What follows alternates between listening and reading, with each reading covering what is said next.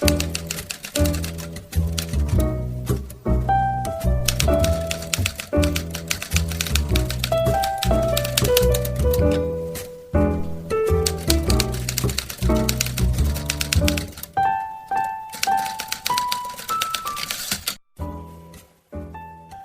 everyone, and welcome to today's episode of Shelved. I am your host, Jeremy Meyer. Now, hopefully, we got some new listeners today, but today we have a special episode. We have an interview with Marc Bernardin, who some of you might know as the co-host of Fatman on Batman with Kevin Smith, but he is also a well-known writer in the industry. He's here to promote his comic book, Genius Cartel, which is a sequel to his first book, Genius Siege, I believe it is called. But yeah, so he decided he was nice enough to come on the pod, even though he is a busy guy, totally didn't have to, and was sitting down and talking to us about his career and working on Genius and kind of some of the other stuff he's working on in the business, being a writer on Castle Rock and things like that. So we were happy to have him. He was a super nice guy. Really enjoyed sitting down and talking to him. Marc is somebody who is, to me, very inspiring. He's said a lot of things like, you know, it's never too late. Like, he's one of these guys who, you know, he's doing things now that he's always wanted to do and doing them later in life. And I think he's a good example to lead by. I am just an admirer of his work. He's a very smart guy, a very good writer. And I think we had a really great conversation that you guys are going to enjoy. One thing I do need to point out is somehow in the first 15 minutes of the recording, we did a phone interview. When I finally plugged in my recorder to pull off the audio to edit it, I noticed that we had some static in the first 15 minutes. It was a new recording method, a method I had never done before.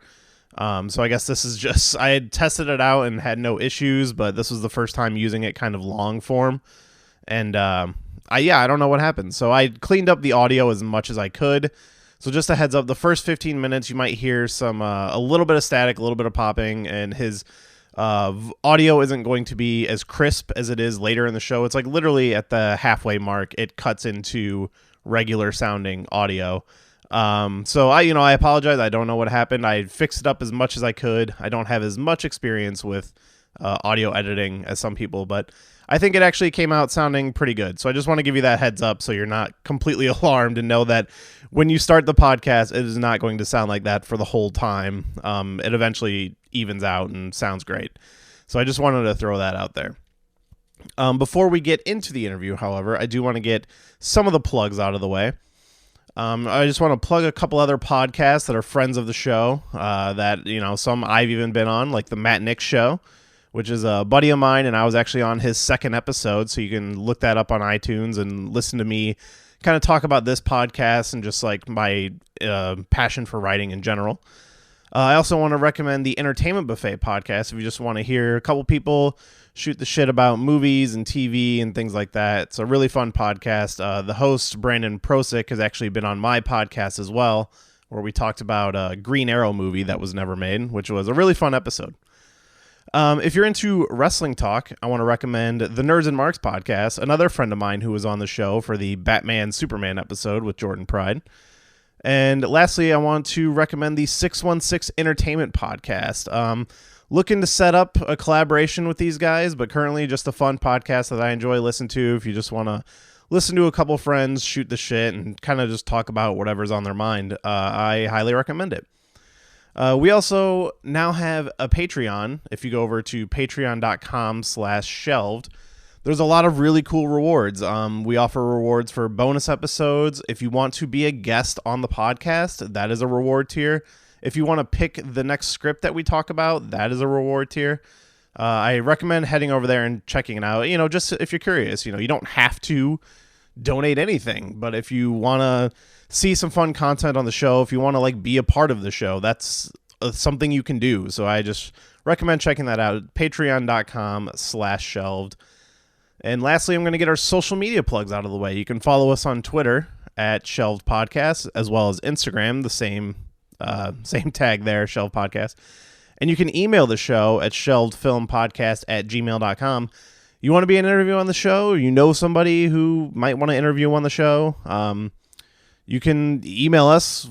I'll get back to you as soon as I can. I'm generally checking my email every day. So if you have scripts you want to send, that's the place to do it. So I'm just going to let you guys sit back and listen to this interview. I was a little nervous. It was my first interview. I've actually never done an interview before. I've been on podcasts doing interviews, but it was always like me and somebody else. This was my first time sitting down by myself and interviewing somebody that I think is a really cool person. And, he totally didn't have to do this, and I'm very grateful that he did. I get a little nervous. I stumble a little bit. It was also like we were kind of pressed for time. There was a lot of things I wanted to ask him, and I didn't get to ask him everything I wanted to, but I was trying to, rush through and get the things that I wanted, that I needed. And I think it came out really good. So sit back and listen to our interview with Marc Bernardin and his comic book Genius, which is now available. It came out on Wednesday, the 21st. I read the first volume and I loved it. I can't wait to read this next volume. So after you listen to the interview, go ahead and pick up Genius Cartel. Available on Amazon, available digitally on Comixology, which is how I will be picking it up. So be sure to check that out. Thanks, and enjoy the interview.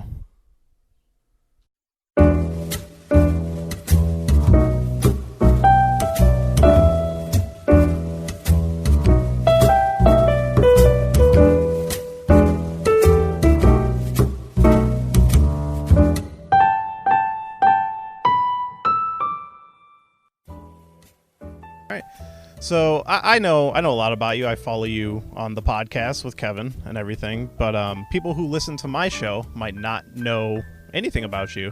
So do you just want to kind of give us a short little rundown of who you are, what your not criteria, but your resume as per se? But my bona fides, as Kevin would say.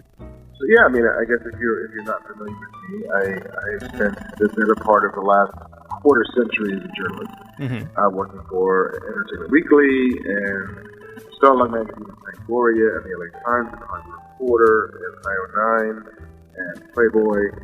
I've also been writing comic books, a couple creator-owned books like Genius and Monster Tech Network, some company-owned stuff like Static for DC, a couple of Marvel things, Wolverine, Spider-Man, here and there, and writing for television. I was on the staff of Alphas on the Sci-Fi Channel back in the early 10s. I remember that show. That was a show I wanted to check out, but kind of never got around to. Yeah, no, it was a fun show to work on, and I think it's kind of a decent show to watch. I mean, not everything everybody gets to work on is awesome. Yeah. But every now and again, you can be proud of it. And I just spent the better part of 2017 on the Castle Rock staff, making things up in the world of Stephen King. Yes, which is a show I am very excited for. Sorry, you can go ahead. No, I was just going to say, it promises to be something special. Yeah, I've personally never read a Stephen King book. I actually got my first few for Christmas this year, so I'm looking forward to just digging into the world of Stephen King very soon, and that show being one of the things that I'm very excited for. Yeah, no, it was a really good time. It was a really good time. So that's and when I'm not doing any or all of those things, I am podcasting with Kevin Smith on the Fatman on Batman podcast. Yes, which is my favorite of his podcasts, ironically. I listen to all of the ones I can get my hands on, but Fatman, especially since you guys started doing it at the Scum and Villainy, the show's kind of become a new thing, and I very much have enjoyed that. It's so much fun. We've done it in any number of different incarnations. We've done it, out of his house, just as audio. We did it out of his house as video. Then we went to the studio, we did it on video. And then back to his house again on video. And but the cantina is sort of this perfect blend of an intimate setting, like it's still one room, and it's still he and I just gonna talk about stuff. But then there's an audience there, and there's an audience of between like 80 and 100 people who love this stuff as much as we do. That energy is for me, and I think for Kev for sure, part of what makes it so much fun. Yeah, and that's been kind of my favorite addition to the show. Like, I love the Q&As at the end. Yeah, it's right. Yeah, it's nice to get people involved and, bring up some topics that you guys might not have touched on. Yeah, absolutely. It's always good to, catch up with Kev, because he's the busiest, hardest working man in show business. And yeah. then, let's talk about some nerd shit, and then it's, okay, what do you guys want to talk about? And it gets its own life. Yeah, it's a lot of fun to listen to. So clearly you've been writing for a long time, and is that something you always kind of saw for yourself when you were younger? Like, is that a career path you thought of, I could be a writer, or is that something that kind of came later on? I always wanted to be creative in some way. I mean, I think the first thing that I knew I wanted to be was an architect, because I was like, listen, I like to draw, but I'm not really good at it. So what if I draw things that require me to use a ruler all the time? Yeah. All these lines are straight. I can relate. And, my shaky hand is not going to ding me because hey, I got guides and rules and assistants to work on. And then I kind of wanted to go into advertising, because my dad was an accountant and he could understand that. So it's business. It's like business, but you're still telling stories, but it's like there's numbers involved. You're working for people. Yeah, I can see that. And then I kind of fell in love with film. I wanted to be a filmmaker. Like, I spent most of my college days just trying to make short films and write screenplays, and they're all horrible. When you're 18 or 19 years old, nothing you do is actually any good. I can also relate to that. But I then started to drill down on screenwriting, because at least when you were making short films, you had these ambitions for how something could turn out, and they never would, because you were the only one who cared as much to make it great. Everybody else was doing it as a favor. Yeah. But I figured if I'm writing it, then it is exactly how I want it to be on the page. This product, this screenplay, is the synthesis of my vision, and it hasn't had a chance to be monkeyed around with by anybody else. I mean, it's super naive, but it is still it's the thing that led me down that pipe. And then when I graduated from college, I had 3 credits I had to make up for in order to get my degree, and I decided to do that as an internship at a science fiction magazine. There was a New York called Starlog, and I've heard of Starlog. Yeah, Starlog was like the original, shiny, glossy fan magazine. I think it started in '75, based on the popularity of Star Trek reruns and the beginning of the convention scene. And they brought me on as an assistant editor, and I got to write, and I got to learn how magazines work, and I got to see it from the inside, and then that just sort of began a career kind of stumbling a little bit into journalism in lots of ways. Like, I don't have a journalism degree, I never went to school for it, but I loved movies and I loved TV shows and was obsessive about them in the way that the late 90s and the early 2000s would come to reward. The rise of the age of geek was upon us, and I was that guy.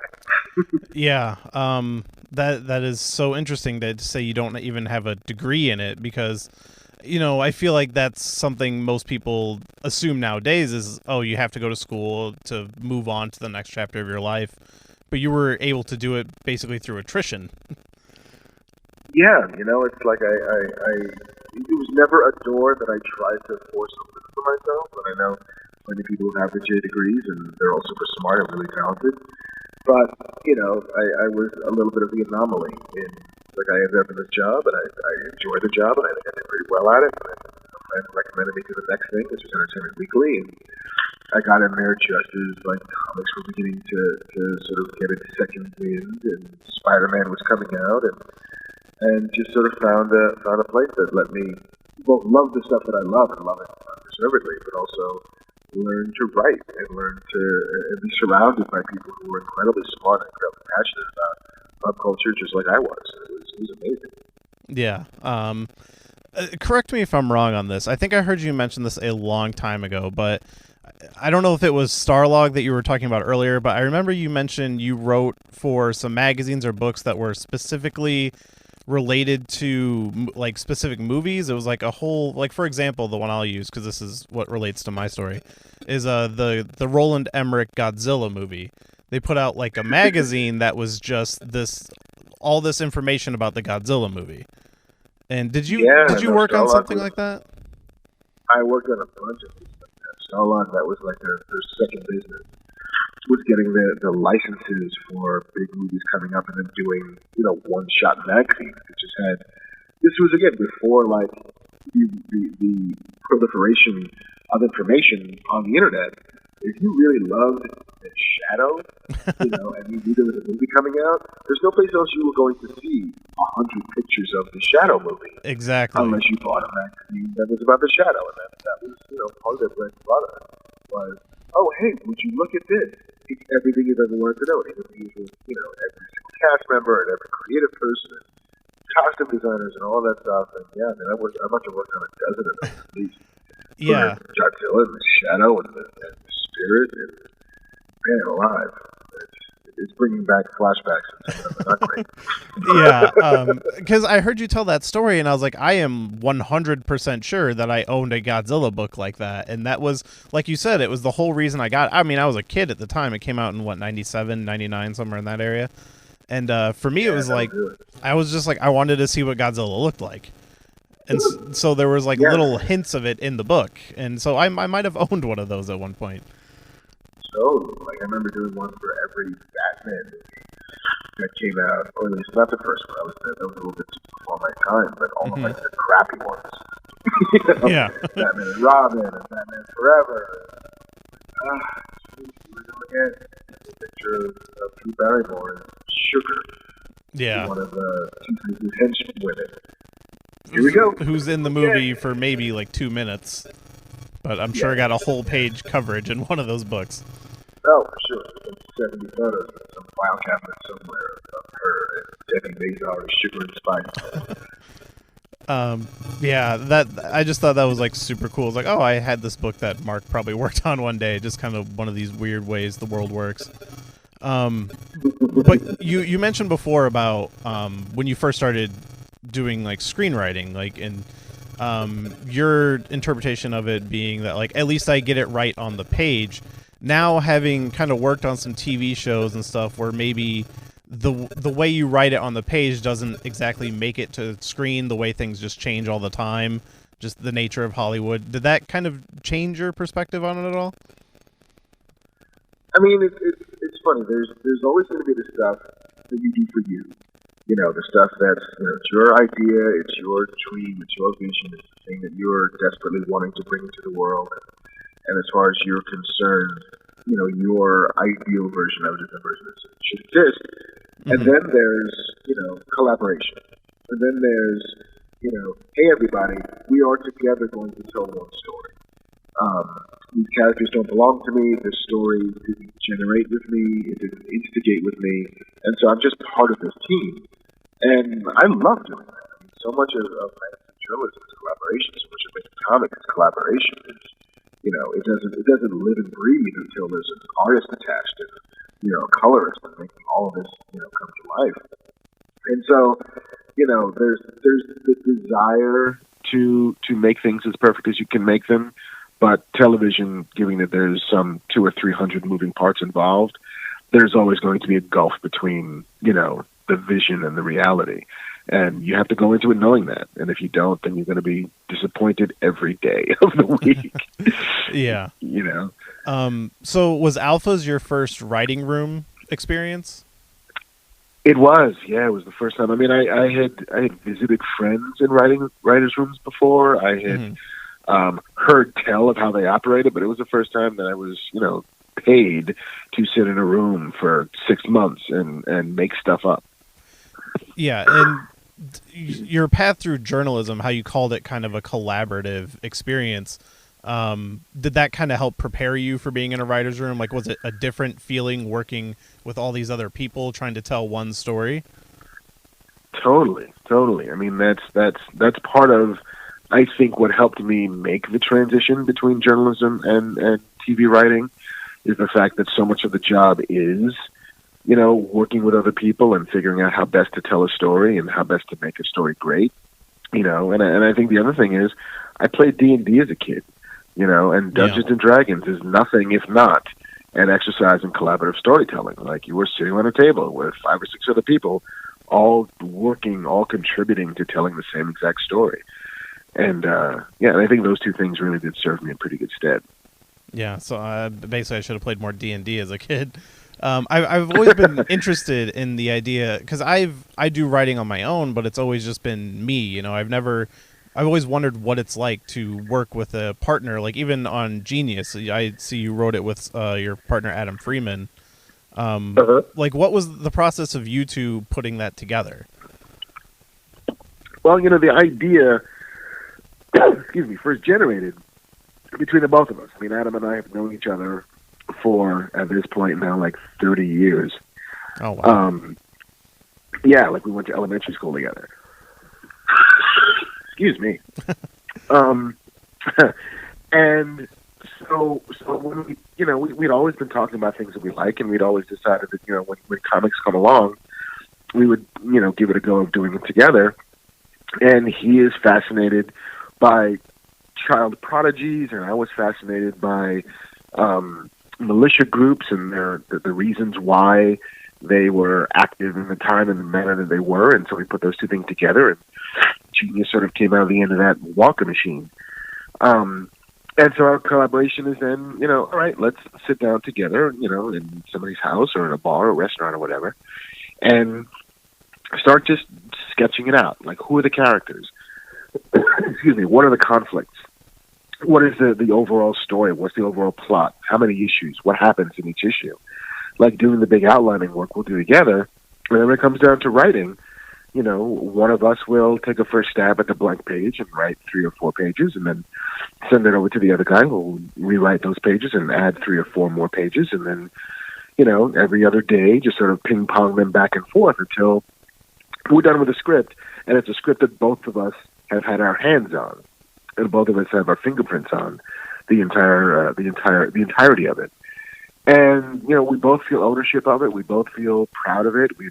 Neither of us are unhappy with things that are in the book, because we've seen it all, and we're not surprised by, I can't believe you did that thing. Unless it's, I can't believe you did that thing, and it's awesome. That is the best part about collaboration, is when somebody can surprise you in a story that you thought you knew incredibly well. And that's the joy when the art comes in, which is like, we'll write it together and we'll envision it together, and then somebody will interpret that. It's like, holy crap, I never thought that's what that was going to look like, but holy crap, can you believe that that's what that looks like?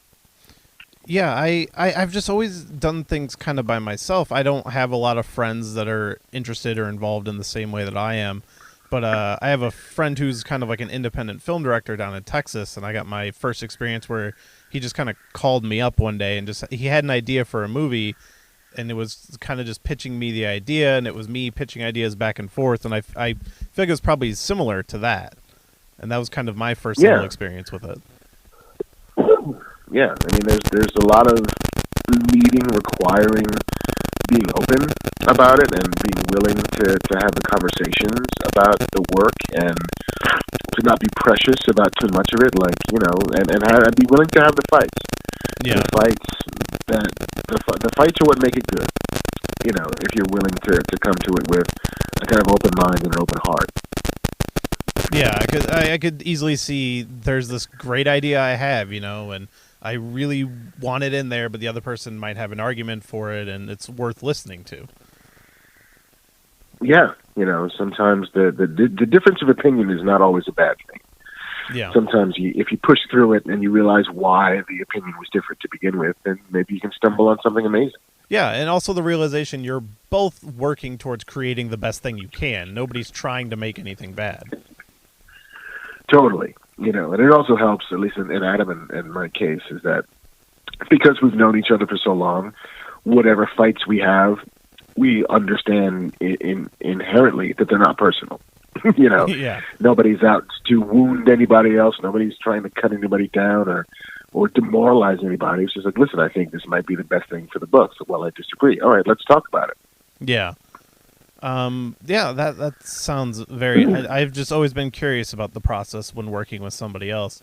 I did recently read the first book, Genius, and honestly, my only problem is there wasn't more of it. When I first started it, I didn't know if this was kind of like a one and done volume. I knew the sequel was coming out, but as I was reading it, I've never read the book DMZ, but I was kind of getting that feeling of like, oh, there's this war zone in our country, which is a topic that is always interesting to me. And I was kind of like, oh, I can't wait to see how this, evolves. Is it going to go on? How long is it going to go on? And then when I got to the end of it, I was just like, oh, like honestly, I just want more. Like I would love to see how this would have played out over a longer period of time. Yeah, I mean that's always the dream and the curse about a miniseries is the idea that we can tell a complete story, like a complete slab of culture. Like here, pick up this book. Here it is. Yeah. But then there's all this time we can spend in the margins and all of it. We can blow it out and stretch it out and get to just wallow in the story a little bit. And getting to do the second volume, getting to do Genius Cartel, sort of helped us indulge that a little bit. It's like, all right, now what's the next story? What's in the next story and the next story? That's really kind of intoxicating in a way. Yeah, and so Genius Cartel, I think, as we're recording this, comes out tomorrow, I believe. Yep. Yeah, it stands on Wednesday. Yeah. So I have not read it as of this, but is there plans for more Genius down the line, or is this kind of it for now, and you'll see where it goes? I mean, the dream is to be able to keep telling these stories because I think we've got years and years and years of Genius stories to tell yet. But, so much of that depends on the marketplace itself. Yeah. So much it depends on what the reception to the book is. I mean, the critical reception has been like overwhelmingly warm and positive, and I'm eternally grateful for that. And the financial reception has been good, but not great. And so every little bit, helped to embolden a publisher to roll the dice again and spend money to make more stories. So if we get a chance to, we definitely have plenty more to go. Yeah. I know I am very excited to pick up the new trade. I really liked the character Destiny that you created in there and just the story. It was really hitting on a lot of bases of things that I really enjoy. Like, as you said, the child prodigies, and as I was talking before about like kind of a war within our own country, which is kind of more and more getting closer to reality every day. Yeah. I mean, it's the weird part about the book was we first started pitching it in 2008. I think we had just come off of a book for DC, and well, this is going to be the next thing, and let's start talking to people, and everybody we pitched it to turned it down because they didn't quite get it. They didn't quite get and the marketplace at the time was not overly receptive to comics about black female leads, and so to have two of them together, the perfect storm of things we don't want as comics, made it a hard sell. And not to mention the fact that it was about sort of a war against police officers, as explained and as supported. At least in the story, as legitimized as it is, it was just something that people didn't want to touch with a 10-foot pole until Top Cow sort of rolled the dice and says, we kind of love the story. It's going to be a rough sell, but let's see if we can make it happen. Yeah. And since then, the world has sort of caught up with the story in a way, and so the idea of a militarized police force and a community under siege and that sort of thing is not as speculative fiction as it might have been almost 10 years ago. I mean, we've literally seen it live on TV in Missouri and things like that. Yeah, I mean, it's been incredibly surreal to watch, things like that unfold. But those conversations aren't as hard to have anymore, and I think that's pretty great. And if we get to keep telling stories about a character like this in a war like this, I think it's a pretty great thing. Yeah, I completely agree. Did you see any kind of renewed interest after characters like Miles Morales and this new Iron Man were introduced? Like, because I mean that's kind of a thing. It seems there's more of a revolution for it nowadays. Yeah, I mean it's definitely helped to unlock the kind of stories we can tell, the kind of characters we can try and put out there into the world, and find the reception for those characters and those ideas being far more open than they were, almost a decade ago. And as Genius kind of grows and as it evolves and as there's interest from other media, again, those are conversations that are much easier to have today than they were, even 5 years ago. To be able to say, hey, listen, so we're pretty sure there'd be an audience for this, and if you look at the landscape, clearly there's an audience who's more than willing to spend an hour on something that seems a little bit extreme. So yeah, let's stop finding reasons to say no to it, and let's look at all the reasons why you should say yes. Yeah, and you mentioned other media. I know you've mentioned on the podcast that there have been. You've been shopping it around for a possible adaptation, movie, or are you specifically looking movie, TV, just any outlet? I mean, I'm kind of not to say like format agnostic, because I do think that serial stories lend themselves to serial storytelling a little bit better. And even though the first volume, even though Genius Siege was first just that was going to be all that there was. It was like, hey, we're going to tell these 6 issues and this will be it. We'll move on to the next thing, because we had no idea that Telltale would even want anymore. So it's a complete story. Yeah. So there's absolutely a world in which that's a movie, and we've had discussions about that as a movie, as a feature. But as somebody who loves TV and is currently active in the TV space and looking at the kinds of things you can now do on TV, I kind of just want to live in that world a little bit longer than you get to in a feature. I mean, and if I had to pick a preference, it's like TV, 60-40. Yeah. And TV is just such a different world nowadays than what it used to be. Things like HBO and Game of Thrones totally changing the game. Yeah, absolutely. So what is it like pitching a story that is like something that is yours, that is so close to your heart, that, I mean, the process that adaptations go through and like how they can change to screen on their journey to the screen, or rather, what has that been like for you? Well, I mean, it is being a collaborative person is definitely helpful in that scenario, because, if you just simply put your foot down every time somebody says we want to change one little thing, nothing will ever get done. But for Adam and I, we're always very clear that we're collaborative people by nature, and we understand that a literal translation is in nobody's best interest, because when you're shifting mediums, you should always shift the story. Yeah. But there's a part of this story that for us is sacred, is inviolate, and it's the thing that people respond to about the book. It's the basic thrust of the story. It's like, it's this girl in this place, and this is her mission. And her mission involves the LAPD, and the place, it has to be South Central, because it's very specific, and it's specific for a reason. You know.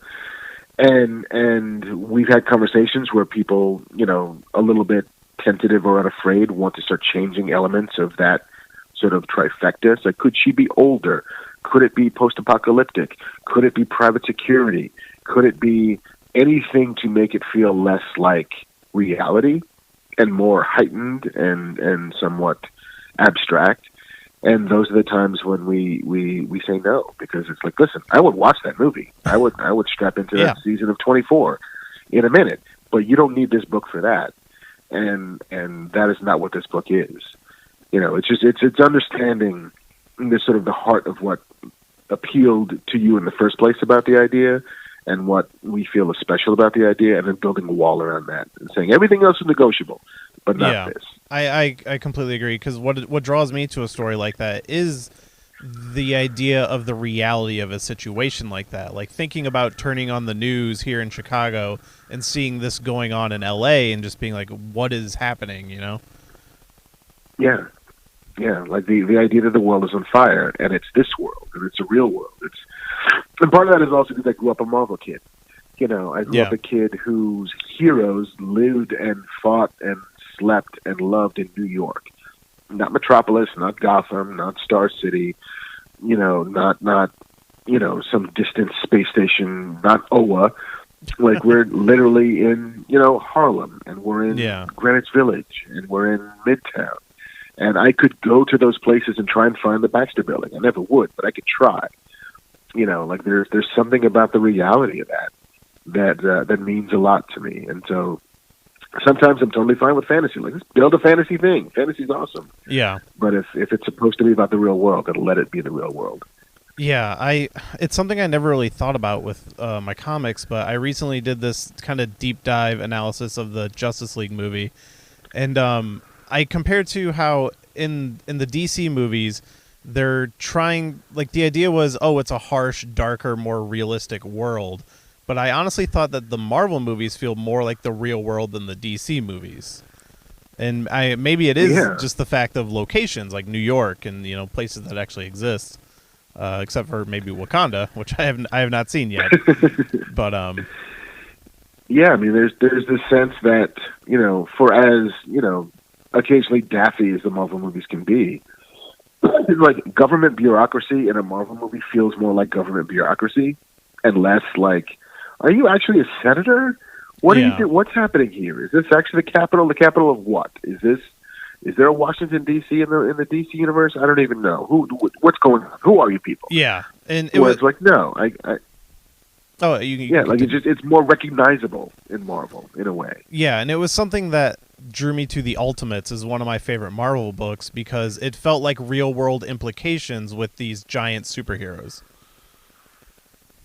Yeah, I mean, occasionally, Warren Ellis used to get into this all the time, and he'd write stuff like Stormwatch and The Authority.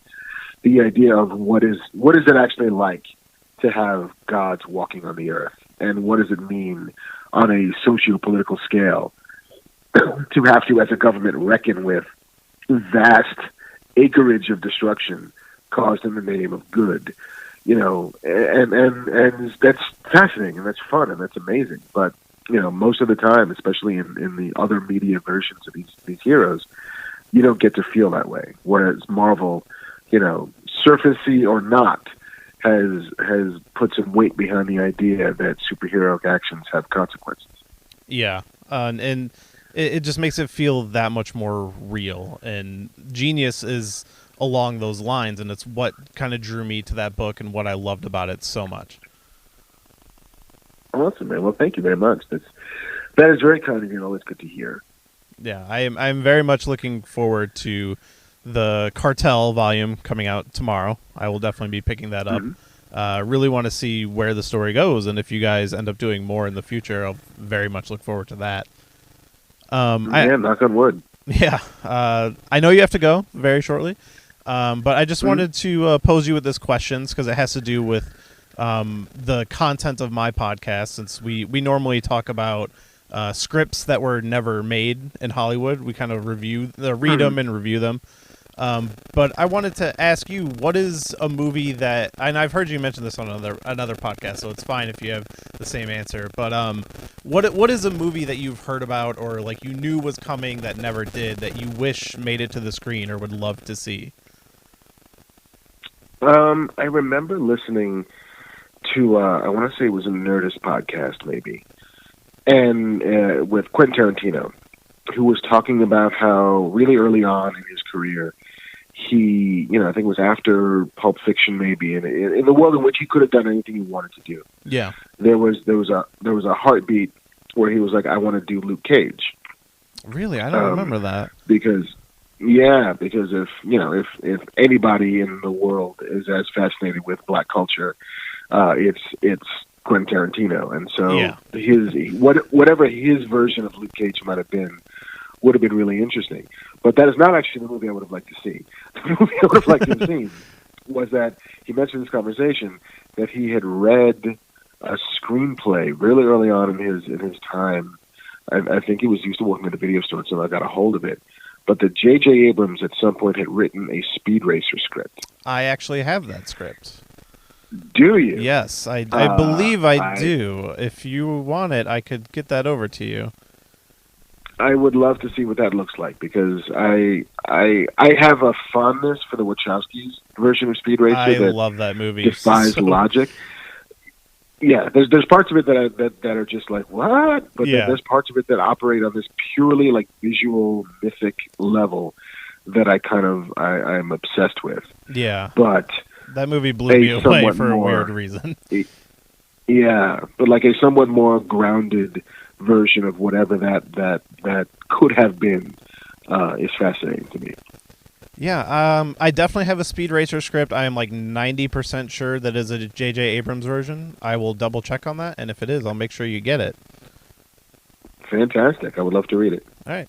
Well, I very much appreciate you taking the time out of your day to sit here and do this, because this is something you didn't have to do. And you know, I'm a small little podcast, and I really appreciate you taking the time and coming to sit down and talk with me. No, man, this was super fun. These were good questions. So thank you for making it worth a while. Yeah, no problem. And obviously, Genius is coming out on the 21st of February. Is there anything else that you would like to promote before we cut out of here? No, that is the thing that is occupying my brain at the moment. It's that and Fatman. And you know, if you haven't listened to it, you know, give it a spin. We have a really good time almost every week. Yeah. So and come find me on the internet. I'm not hiding. All right. But yeah, All excellent. Right. Well, I appreciate it, man. Thank you very much. My pleasure. You have a good one. All right, you too. Bye. Bye.